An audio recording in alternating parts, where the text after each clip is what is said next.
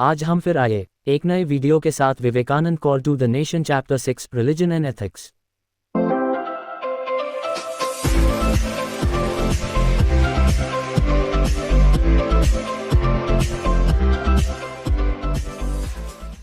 Religion and ethics. धर्म वह विचार है जो जानवर को मनुष्य की ओर और मनुष्य को ईश्वर की ओर उठा रहा है। V409। ईश्वर और मनुष्य की परिभाषा। मनुष्य एक अनंत वृत्त है जिसकी परिधि कहीं नहीं है, लेकिन केंद्र एक ही स्थान पर स्थित है, और ईश्वर एक अनंत वृत्त है जिसकी परिधि कहीं नहीं है, लेकिन जिसका केंद्र हर जगह है। 2.33। ईश्वर और शैतान के बीच का अंतर निस्वार्थता और स्वार्थ के अलावा कुछ भी नहीं है। शैतान ईश्वर जितना जानता है, ईश्वर जितना शक्तिशाली है, केवल उसके पास कोई पवित्रता नहीं है जो उसे शैतान बनाती है। उसी विचार को आधुनिक दुनिया पर लागू करें। ज्ञान और शक्ति की अधिकता पवित्रता के बिना मनुष्य को शैतान बनाती है। 1.425। सद्गुण वह है जो हमारे सुधार की ओर प्रवृत्त होता है और दोष हमारे पतन की ओर। मनुष्य 3 गुणों से बना है, क्रूर, मानवीय और ईश्वरीय।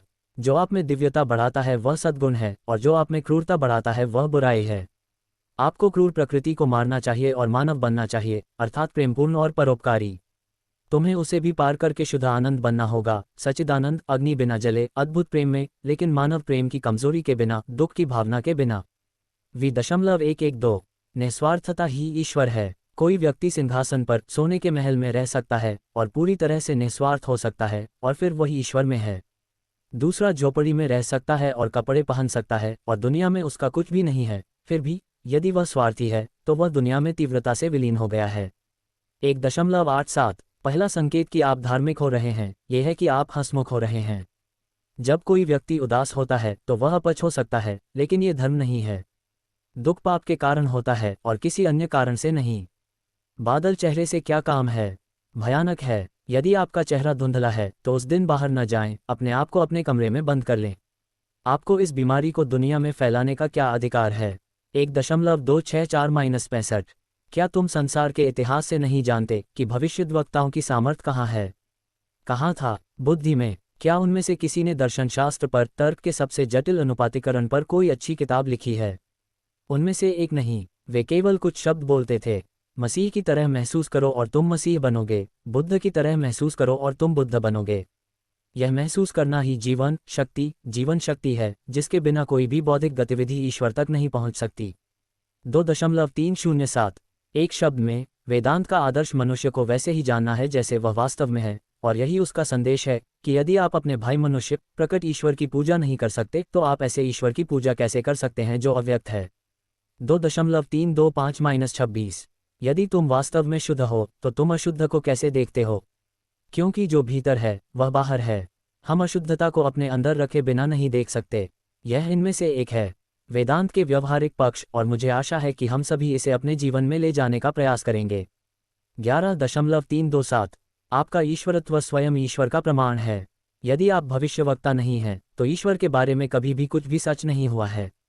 यदि तुम परमेश्वर नहीं हो तो कभी कोई परमेश्वर नहीं था और न कभी होगा। वेदांत का कहना है कि यह अनुसरण करने के लिए आदर्श है।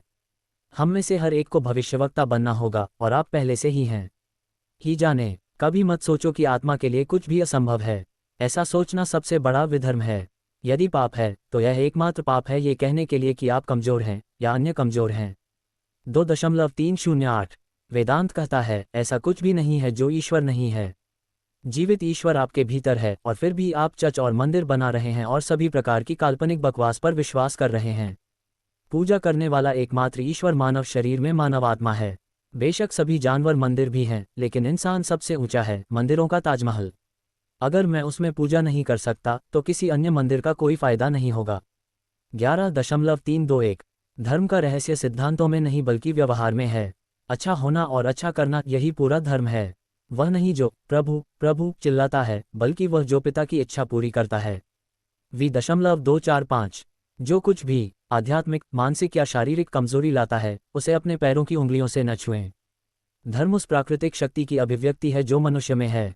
अनंत शक्ति का एक झरना कुंडलित है और इस छोटे से शरीर के अंदर है, और वह झरना स्वयं फैल रहा है। ये है मनुष्य का, धर्म का, सभ्यता का या प्रगति का इतिहास। 8.185। धर्म का मूल उद्देश्य मनुष्य में शांति लाना है। इस जीवन में कष्ट सहना बुद्धिमानी की बात नहीं है ताकि अगले जीवन में सुखी रहा जा सके। यहाँ और अभी खुश होना चाहिए। कोई भी धर्म जो ऐसा ला सकता है वह मानवता के लिए सच्चा धर्म है। स्वामी विवेकानंद की यादें प्रे 45-46। जब भी कोई धर्म सफल होता है तो उसका आर्थिक मूल्य होना चाहिए। इसी तरह के हजारों संप्रदाय सत्ता के लिए संघर्ष कर रहे होंगे, लेकिन वास्तविक आर्थिक समस्या को पूरा करने वालों के पास ही यह होगा।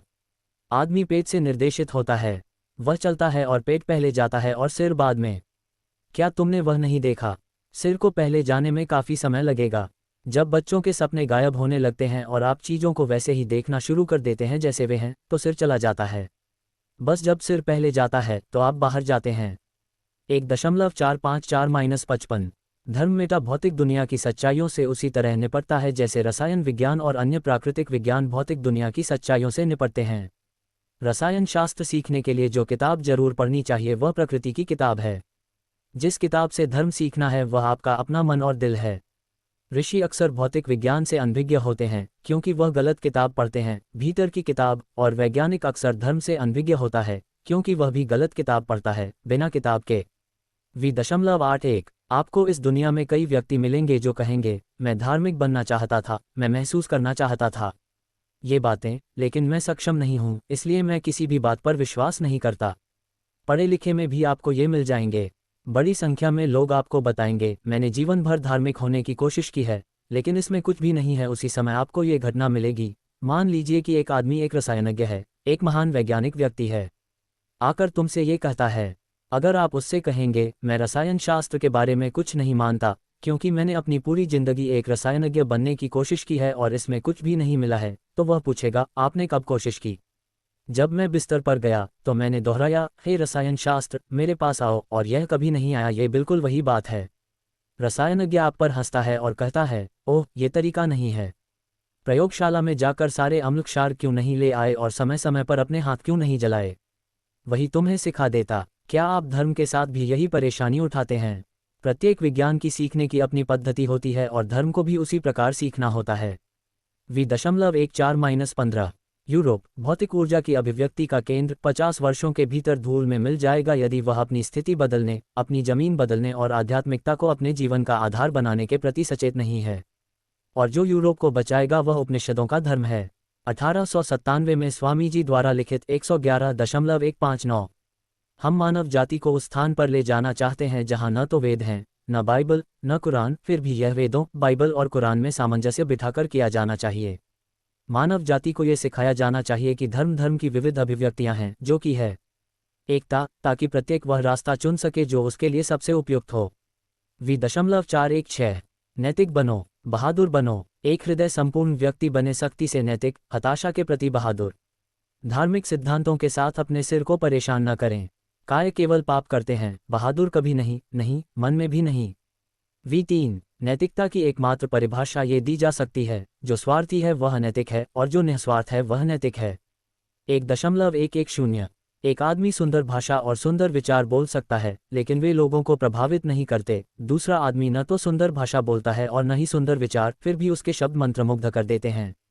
उसकी हर हलचल दमदार है। यह ओजस की शक्ति है। ये केवल पवित्र पुरुष या महिला ही है जो उसको जीवित कर सकता है और उसे मस्तिष्क में संग्रहित कर सकता है। इसीलिए शुद्धता को हमेशा सर्वोच्च गुण माना गया है। मनुष्य को लगता है कि यदि वह अपवित्र है तो आध्यात्मिकता चली जाती है, वह मानसिक शक्ति और नैतिक सहनशक्ति खो देता है। इसीलिए दुनिया के सभी धार्मिक आदेशों में, जिन्होंने आध्यात्मिक दिग्गजों को जन्म दिया है, आप हमेशा पूर्ण शुद्धता पर जोर देते हुए पाएंगे।